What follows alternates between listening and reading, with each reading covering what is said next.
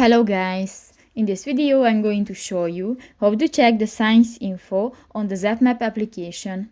But first of all, I just want to mention, please don't forget to subscribe to our channel, because at 100,000 subscribers we are going to show you our YouTube revenue statistics and growth strategy, how to make money online. So let's jump into it. First of all, open the application on your device.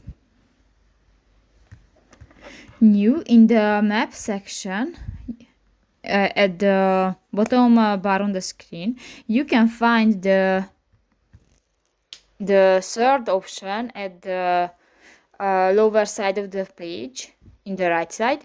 Click that and you can check the power sign, the status, the type, age, the connector types, and you can check the information and on. So that's pretty much it for this video, guys. See you in the next one. Bye bye.